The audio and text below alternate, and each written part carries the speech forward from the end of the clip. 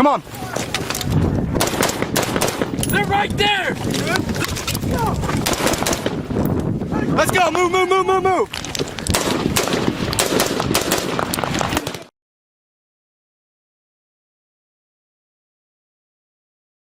This episode of Choices Not Chances podcast is sponsored by Louisiana Gun Shop, located on Highway 90 West in Broussard, Louisiana, just south of Lafayette. For more information, stay tuned at the end of this episode. This is Choices Not Chances podcast with Ryan and Matt. I'm your co-host, Matthew Charette. Sitting next to me is Ryan Rogers. Ryan. Hey guys, thanks for coming back, and we appreciate you coming. Appreciate the support. Again, just like the rest of the episodes, I'm going to mention it. If you take one thing away from this episode to the positive, share it out there. Share the episode, share the information, share the dialogue. Today we are joined by special guest Kyle O'Toole, a friend of mine, and he is the head strength and conditioning coach at Wounded Warrior Battalion East, and he's here to kind of tell us a little bit about what they have going on over there for the recovering service members, ill and injured as well, and then kind of what he does on the side. And but first, Kyle, thanks for coming out on behalf of us, me, Matt, the show, and the guests. We appreciate you doing this and taking the time out of your day. But let's just start at the beginning, because you were former Marine yourself, or you're a Marine yourself. So let's take it back. Yeah, brother. Hey, thanks so much, you guys, for having me on here for sure. So, yeah, I'm a third-generation Marine. My father, his father, both served. I joined 2010, boot camp, MCT, SOI, all that good stuff. I was a 0651 communications. Back then, that MOS was a data network specialist. And what's that? So with that job, it's a lot of using the portable suites we use when you deploy, the DDSM suites. So you're looking at, mainly communication if it's between anything in the air or on ground. We're able to supply both of those depending on, what unit you get attached with. Think of GBOS as well too, setting up GBOS and, simple small network connectivity, COC type stuff like that, VTCs, VSATs. So it's pretty robust MOS. You're expected to know a decent amount of what you're doing. And then you obviously think of radio stuff as well too. We dab into that as well. Okay. Yeah, so did that again coming in 2010. First unit once I finished up comm school was MWCS 28 Comm Squadron. Did a deployment with them to Afghanistan, a MAG 26. Okay. Came back, did that, hung with them for a bit and got fapped out to 26 then later on. Did a deployment with them, a special MAGTAF. So we did that, come back. And then my Marine Corps career, my enlistment ended coming back to Comm Squadron 28. I was a chief instructor for a corporal's course for a little over a year, between a year and a half before checked out. And I'll be honest with you, Ryan, it was actually that time that I spent as a chief instructor for a corporal's course that I really started to realize that I could take my passion for fitness and, wellness and all this and actually make a career out of it. I can honestly tell you, I thoroughly enjoyed working with any of the Marines I was able to work with there, and just try to help them be more prepared for whatever it is they have down the road for them. Sure. At that time I knew I wanted to get out and I wanted to make a difference. So I decided, hey, let's roll with this thing and see what happens. So I got out 2015. I moved up to Fairfax, Virginia, Northern Virginia, enrolled in George Mason University in their exercise physiology or kinesiology program. Okay. That was an undergraduate program there. I did that. And when I started that program, I actually started interning and working volunteering time in their strength and conditioning room. So George Mason is a small Division I school. They've got a lot of different athletic programs, and I said, hey, if this is what I want to do, I'm going to try and get my foot in the door. So I went in, talked to him, said, hey, I'll come clean squat racks and, help clean stuff up if you could just give me a chance to see what you guys do. It was also that time I actually met a guy who's one of my best friends to this day. His name is John Delgado. He was working at the time as an assistant strength and conditioning coach with them. Sure. Meeting him, he's kind of been a mentor to me because he taught me a lot from day one and really showed me how to kind of just, slowly work my way up the ladder if that's really what I wanted to do. So did that, and that rolled into actually eventually becoming a GA. I got a GA position with them. So I worked part-time, for grant money, working with actual teams, had some teams that I work with on my own, and slowly started to just build the process, man, honestly. Rolled all that into a graduate program then at George Mason as well. Okay. Enrolled in their exercise, fitness, and health promotion is the degree path. It's a thesis route that you take. And my thesis was specifically working with ROTC cadets. And what we looked at is how the amount of weight that we carry on our body, so whether, ruck packs or things like that, when we go out on rucks, how that affects joints at our body. We specifically looked at the hips, the knees, and the ankles. So we looked at kinetics and then kinematics at those 3 joints. And with that, you're primarily concerned with the forces that get drove, through the body when we're doing things, and then how the angles at those joints actually affect our ability to perform whatever task it is we're performing. Right. So it's pretty cool. And so you're writing a thesis on this. You did a bunch of research, and what was your findings in your research? Yeah, that's a great question. So yeah, a ton of research. I think all in all. So my thesis was a part of a doctoral student's work as well too. He did his dissertation on this, and after about submitting 32 pages to get published, we came up with pretty much our hypothesis was true. We specifically looked at sex differences between men and women, and essentially came to the conclusion that, because men have more muscle mass on their body comparative to women, even at the same weight or pound for pound. And we essentially came up with the conclusion that the amount of muscle that you have on the body at those joints, again, is going to help you be able to perform those tasks better than a person who has less muscle mass. Overall, not a new overarching concept. We're not knocking down any walls or creating new constructs out there, but it's good. A lot of research is good to just validate findings and then stick those findings to a specific population of people. That's how, within evidence-based practice, that's how you build up your repertoire or your library to pull from. I think, I'm sure we'll talk about this with the coaching aspect, but to be a good, effective coach in whatever realm of fitness you're working, I believe you have to be able to pull from evidence-based practice, but then also pull from what you see anecdotally. So what you're actually seeing on the ground with people. And from there, you've got to pull from both of those 2 assets and create the best program you can possibly for the athlete or the person you're working with. Yeah, for sure. Yeah. And that's especially at Wounded Warrior Battalion, where you're dealing with people that are not 100% good to go all the time.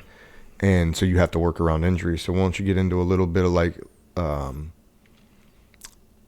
we'll just get in a little bit of the transition, but I also want to talk about the transition Big Marine Corps to bring in better help for the Marines. So let's talk about that a little bit. Yeah, we'll attack both of those. Yeah. So as I finished up my graduate program, like anybody else does, is you get, toward the end of something, you got to start looking for your next beginning, right? So I knew in my mind I wanted to try and take my experience I had in the Marine Corps and the knowledge I had built up over the years and say, look, I want to go back and I want to work with service members. I honestly at the time didn't really care what branch. I would have loved to have had it be the Marine Corps, so I started applying like crazy for jobs. And lo and behold, I believe I got very lucky. I'm not going to say I didn't work hard, but I got very lucky that, honestly, I got put into a dream scenario. I got to come back to Camp Lejeune, North Carolina, where, I was for a time when I was in. And I got to work with, we call them at the Wounded Warrior Battalion, we call them RSMs. It stands for Recovering Service Member. A recovering service member, by definition, we primarily work with active duty Marine Corps or Navy personnel. That is primarily who we see. There are stints throughout the year when we do our competitions that will work with the veterans as well too. But primarily the functions of our job is working with active duty Marine Corps and Navy. So I landed this job. I started as an assistant strength and conditioning coach working on we have a small team, about 4 people that work there specifically doing this.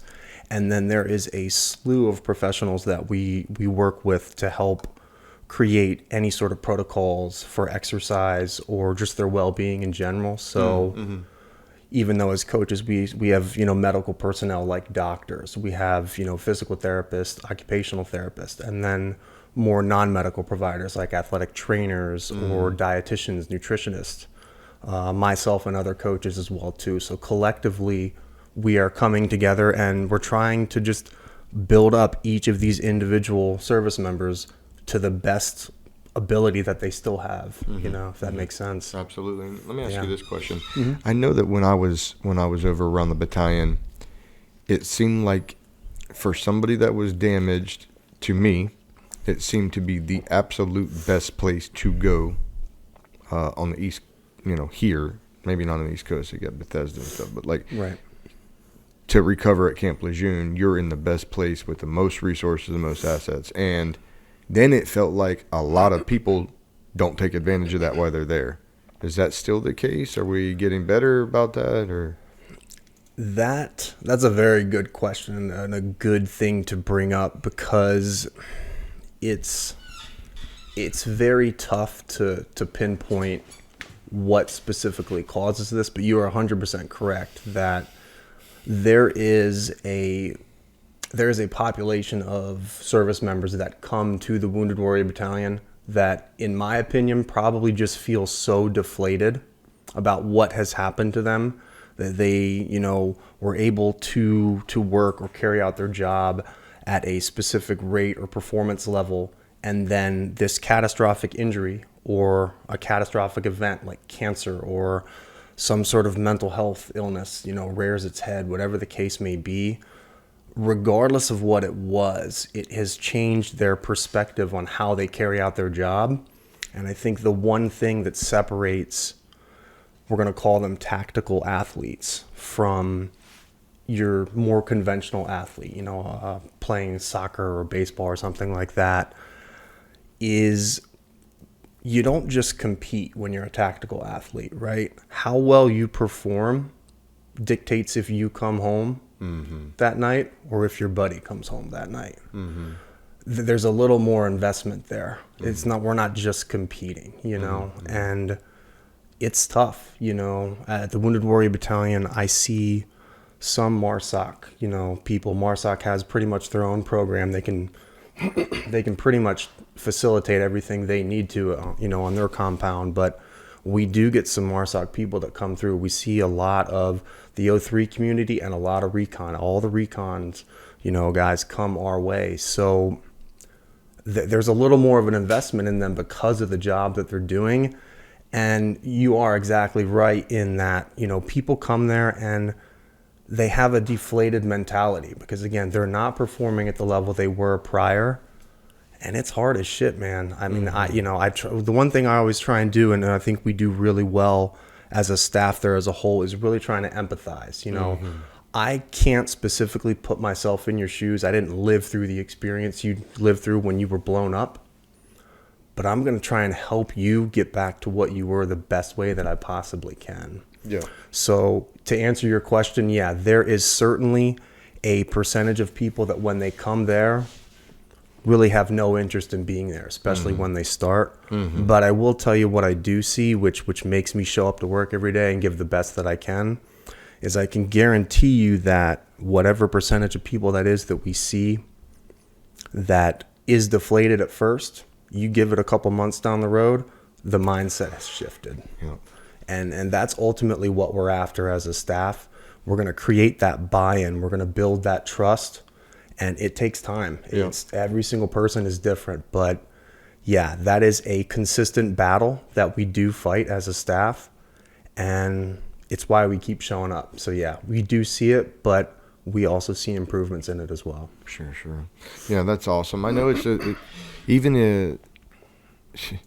even if you're combat damaged and you need to recover, sometimes just being pulled away from your element and then stuffed down over there, even though it has all this resource and all this great assets available to help you, you're stuck there by yourself in your head because you don't know anybody else here. You have no command here. You have no camaraderie. Yep. Your dudes are still doing other things, and now you're stuck here.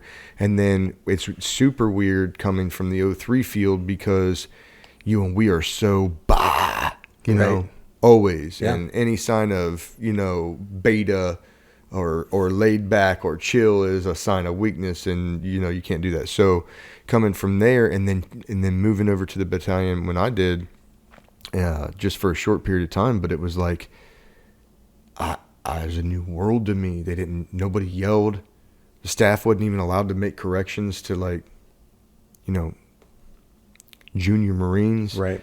And at the time, I hated that. I'm like, they're just going to get out of control over here. Right. These guys are still Marines, but that's young me not thinking straight. And really, they're trying to foster that environment where these guys are not in good shape coming over here. Right. They're not. Some of them mentally stable. Some of them are damaged and feel like they have zero purpose for the planet anymore. Yep. And that can even be your hitters. Think about being pulled out of your element, sent to Bethesda, recover for a couple months by yourself up there, but really you got nobody, and then you end up down at Wounded Warrior Battalion trying to recover for the next year, and literally you have to start making friends there as an adult person.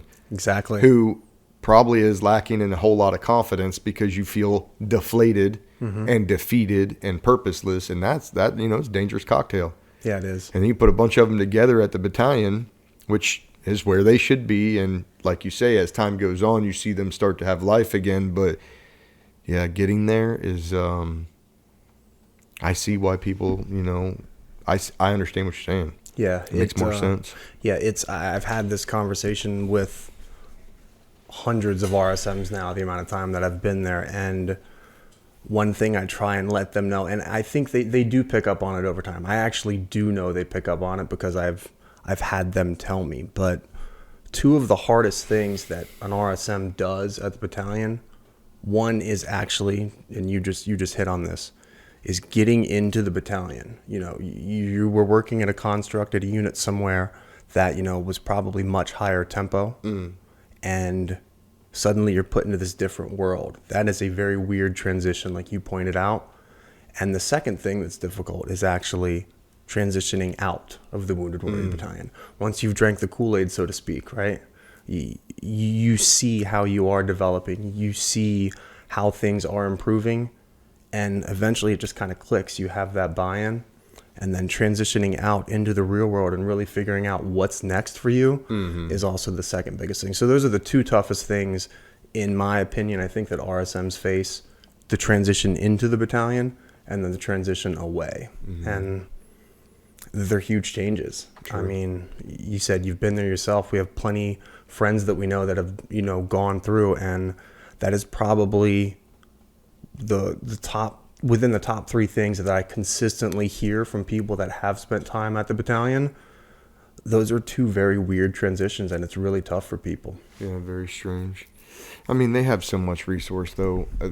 If you do find yourself there, if you're there now, I would urge you to take full advantage of all the resources they have.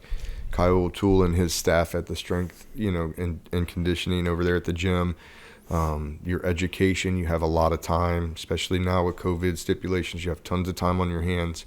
I would highly recommend that. I did a talk over there the other day, and that was one of the big things. Is young corporal comes up, says, I'm a reservist, but I got, this injury on my knee, and they activated me to come down here because of the resources. He said, nobody's really around because of COVID, and there's no camaraderie, and I don't want to get lackadaisical on what would be your recommendation. And I'm like, well, if you're activated, it's 100% tuition reimbursement or 100% tuition assistance. And if you're going to be here for a year, you can at least bust out an associate's degree. Like, if you really want to work and you really want to grind, and you're not just saying this to ask a question, you get your degree. You get your degree in a year and go back up to the reserves, that much better, had your head down, learned something, didn't get stuck in this off mode, and he enjoyed that. And so that's the message, right? But they also have tons of, at least they did when I was there. You can maybe help confirm this up, but they have tons of mentorship and like internship opportunities at different places, almost with job placement, both at the hospital. I don't know if you guys do a mentor or a internship with the strength and conditioning or not, maybe? Yeah, so it's cool you bring this up, because it is something we're starting to expand into a little bit. So I'll kind of hit on just in general, some of the resources that the battalion does offer, because you've hit on this point, there's a slew of them. And I'll be honest, I don't even know them all, you know, and I've been there for a year and a half now. So when we talk about the recovery of the service members, again, first and foremost, that is our main priority. And so the section I work out of is called WARP. That stands for Warrior Athlete Reconditioning Program. That encompasses a lot of different entities within it, but our primary focus is improving the quality of life for that RSM to the best of our ability to help them transition out or go to wherever it is they're going to be next. So generally speaking, you have RSMs that will medically retire. They will be reactivated and go back to their units, or they might go through some sort of an ADSEP, whatever the case may be. So with that, there's a ton of resources out there. One, the biggest and truthfully the most important I think we have available is the TBI clinic, right? Intrepid Spirit. So that is monumental when we talk about facilitating anybody who has traumatic brain injury, you know. And when people think of TBI, they think of, you know, one big, you know, catastrophic event occurred, somebody was blown up, I've got brain damage. It's not the case. I know, Ryan, you've got a boxing background. I do too. I guarantee you we got some TBI damage just from that alone, right? I can't tell you how many times I've been popped in the face, you know. So that's TBI. So it's the understanding of that more and more of, you know, what an actual TBI is, and then again, how we can best help them with that. So we have Intrepid Spirit there. We have, they have access to countless medical facilities, not even just within the DoD, so even to speak. outreach. Yeah, Absolutely. Outreach is monumental. So we're sending, you know, RSMs to get some of the best care they could possibly get. I mean, Raleigh, you've got Duke and Chapel Hill alone. Two of some of the, you know, best two medical facilities the nation can offer are, what, 2.5 hours away? That's a regular thing that they see. So there is nutrition and dietitians available as well too that can help with, you know, the nutritional aspect. When specifically when you talk about the amount of prescriptions that the RSMs are going to be on, that plays a huge role in how they're actually feeding and fueling their body, because the interactions that those drugs are going to have is going to affect their ability to even wake up in the morning. You know, it happens. You're shaking your head because you've been there. You know, you've felt that for sure. So that's a huge piece. And then, you know, we have the coaching aspect. We have anything, whether it's, you know, more recreational activities. So you've got, you know, your kayaking, your swimming, there's an aquatics program. Maybe you're an RSM who's, you know, never swam your entire life. It's something you've always wanted to do. Hey, we're going to teach you a new skill. It might be small to someone else, but for you, it could be a huge thing. You know, you now know how to swim, things like that. We're amphibious though, Kyle. That's if you right. don't know how to swim, something's wrong. Absolutely, That's what for I'm sure. thinking. You're talking about those Army RSMs that come over once in a while. Is that what you're getting at? Maybe some of the Navy ones. I don't know. Well, they're kind of amphibious too. Yeah, The Navy. you'd be surprised. I'll just leave it at that. Check. But it's out there for you though when we talk about resources as well. Even, you know, you hit on the internship aspect too. We'll get into that a little bit. We have, you know, transitioning professionals out there that really try and link RSMs up to, maybe they want to, you know, get into some sort of a contracting degree, but have never done any sort of contracting. They have internships out there available for people, and they're going to get them linked up. HVAC, I mean, you pretty much name the profession. I mean, at this point, I don't think any of them have seen a request that is too crazy. You know, they're going to be able to link you up somehow, some way with a resource out there and get you going in the direction you need to. I think a lot of it really just boils down to the mindset piece, you know, specifically with the RSM. People can only help somebody so much. You know, eventually you as the RSM, you have to be willing to take that help, to take that advice, but you ultimately have to be the one to carry out whatever it is you're trying to do. Check, yeah. So, you know, you hit on this when you talked about your experience earlier. Ultimately, your time at the Wounded Warrior Battalion is absolutely what you make of it. Yep. You can come there, and if you are a barracks Marine, who we have a barracks on the facility for Marines. And if you just decide in your mind that you're going to play video games for 12 hours a day and eat your chow and not talk to people and not get involved with all of these extracurricular activities that are out there, that is ultimately on you. Mm-hmm. But I'll be damned if as a staff, we're not going to try and do the best that we can to help you along the way, because there are checks and balances in place to make sure that that doesn't happen.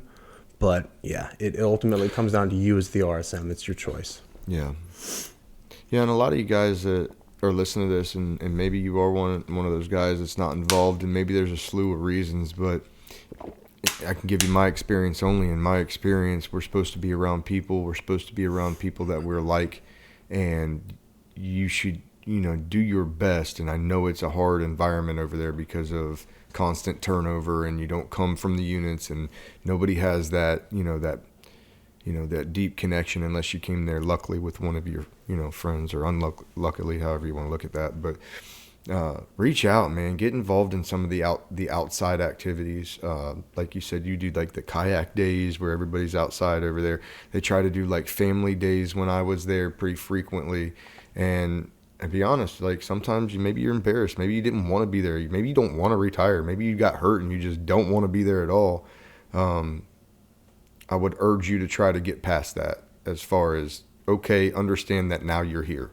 Yeah. And once you can say, okay, I'm here, I now need to move forward in a positive direction and let go of the negativity, try to let go of that pride a little bit and say, the bottom line is whatever got me here, I'm here now, and now I need to try to use this time to make myself the best that I can for my family and for my friends and for the rest of my life before I exit, so that I'm the best I can be on the outside. And that's hard to get by. I'm not saying that's easy. It's easier said than done for sure. But yeah. But the quicker you can do that, the quicker you can, regain some happiness back, I think, and try not to let that be a decade. You know, learn from people that. Yeah, definitely. And I can even, speaking to more of the, the things that are available out there from that sporting aspect, there's archery. There's an elective sport for shooting, There's track and field, come out and compete in track and field. So again, maybe you are an RSM who has a track and field background. You haven't done any sort of training remotely involved with that since you joined the Marine Corps, but that was something that was a passion of yours back in high school. Mm-hmm. Hey, pull that passion back out, man. Let's see what you got. Mm-hmm. Get out on the track and let's get it, Yep, absolutely. Or it's a new skill. Maybe you've never shot a bow in your life, Now's the time to learn a new skill. You have the ability at the battalion to get out there and try new things.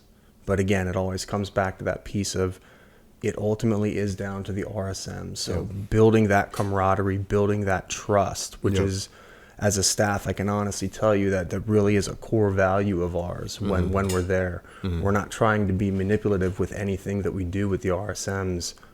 It's not about us. It really, truly is about them, as cliche as it sounds. And we're going to try and help you the best we can. But yeah, it always boils down to you as the RSM. Are you willing to take it, and what are you going to do with it? You got to be willing to meet them. And, after 15 years of doing it, at least over there, I think it's about 15 years old, the Wounded Warrior Battalion, something like that. Yeah. 2006, maybe somewhere around there. Somewhere along that time. Like, they've been doing this for a minute. And, when I went over there, I was so 03 mindseted and didn't want to be there. And, that I looked at those things as kooky. Like, that's not, what are we doing? Why are we having these silly little games, and there's kayaks and nobody, this isn't the world that I came from. And after 15 years, they figured out this is the best way we know how to unwind your mind though. Mm-hmm. And so if you're coming over there with a mind problem, some of that kooky stuff can bring you down, and Absolutely. They figured that out, and it may sound kooky and it may sound silly, and give it a try. Yeah. If it doesn't work, cool. But at least you could say you tried to do that thing. Exactly. And try everything until you can find something that works for you. So it's great. Yeah, definitely. It's definitely, you're coming at this thing with a holistic approach, if that makes sense. Mm-hmm. You hit on that. So obviously there's a huge physical component. There's also a huge mental health component to it as well. Mm-hmm. So there are therapists available. There's psychiatrists when it comes to prescribing meds for anxiety or depression or whatever, PTSD, whatever the case may be, you have access to that. You have access to therapy, So we're hitting the physical piece, we're hitting the mental health piece. Let's kind of hit some of the spiritual piece as well, too. There is a chaplain over there, if that's the route you'd like to take. There's so many resources out there. Again, I'm probably, not that I need to, because I think people understand the importance behind having the battalion, but I guarantee you we'll finish this podcast and I'll be like, I should have mentioned this. There's so many resources out there, really. And they had couples retreats if you have RSMs that are struggling with their marriage and things of that nature. They really do take a holistic approach and try to cover every wicket to be able to help you. That's a fact. Definitely. And also, I think it's good to hit on a lot of these services and things that we're talking about outside of COVID, because again, COVID is limiting the ability of the Wounded Warrior Battalion right now, but these resources are also available to family members. Not all of them, but a large amount of them are also available to family members as well too, because again, if you're, Ryan Rogers and you're getting out of the Marine Corps through the Wounded Warrior Battalion, hey, you're still going to be somebody's son. You're still going to be somebody's husband, maybe a father, whatever the case may be, you have to be able to still provide for the people in your life once you get out of the battalion. And that is just an overarching concept that we try to keep in mind from day one when a person walks through those doors. It's not just about the sets and the reps or showing up to appointments or, showing up to morning formation or whatever the case may be. There's a much, much larger thing that we're after, and it takes time to build that. But if you can build that, you're only setting people up to do better in the future, and that's really what it's all about. Absolutely. Do you guys, do they have a program or anything right now in place regarding purpose and reestablishing purpose? Is that something you've seen over there at the battalion? That's a really good question. There's nothing over there specifically that I have seen, but I also have limited contact with the mental health side of what goes on there. I don't know if that's something they would do, or you're talking more like mental health, spiritual kind of stuff. Maybe chaplain. I don't know. Yeah. If I had to, that's like a lot of struggle for people going to the battalion, regardless of why. You came in the Marines and now you're getting cut short because of some sort of injury, whether it's combat related or, ailment, whatever. And so like a lot of people lose purpose and they think, what am I, like I trained my whole life to do this or my whole, tour to do these things. And now what am I supposed to do? And we need to pick that up. Like we have to establish that there's still a purpose, like what you talk about, just fundamental purposes for your family and your sanity and your kids. If you got kids and you feel like you don't have a purpose, then there's a talk to be had. For sure. Yeah, just curious about that. Yeah, that's a really good question. I honestly don't know. And if it's something that we're missing, it's something that we need for sure. Well, man, at the end of thank you for the information. And at the end, I'd like to give all my guests a chance just to speak out into the camera to whoever they want to talk to and give your message, whatever message that is. What do you got for them? Yeah, so, my message is pretty simple, man. Regardless of who you are or, what it is you're after, I'm going to kind of give the same little spiel that I'll give an RSM as they kind of leave the battalion, they sign out and they go on their way, is just whatever it is you're after, man, whatever it is you're going for, keep going after it. Be consistent, for sure. There's nothing wrong with consistently fighting for the things that you believe in. And as long as you keep attacking that with a purpose and you get up day in, day out and you keep getting after it, that's all we can really ask for. When it comes to a job, if you have the ability to turn your passion into a job and make a little bit of money doing it, hey, go for it, because that's the only way that you're really going to drive your purpose and help other people. And I think as a society right now, I think we could all sit here agreeing that we need a lot more of that. We need a lot more positivity being spread and way less negativity. So yeah, in fact, be nice. Yeah, find your passion project and share it with people. You know, do what you can do to make the world a little better than it was yesterday. So that's my message. Boom, love it. Yeah. Kyle, O'Toole, everybody. Thanks for coming out. We appreciate the time, man. Thanks, brother. Thanks for having me. Thank you. Louisiana Gun Shop, your firearm headquarters, specializing in concealed carry guns, ammo, and training. You can get your Louisiana permit with us. Also a large selection of AR-15s, or if you are that build-it-yourself type of guy or gal, we have all the parts to build and customize your own AR-15. Glock, SIG, Taurus, Ruger. We have all the brands, both in the store or at LouisianaGunshop.com. Not too far.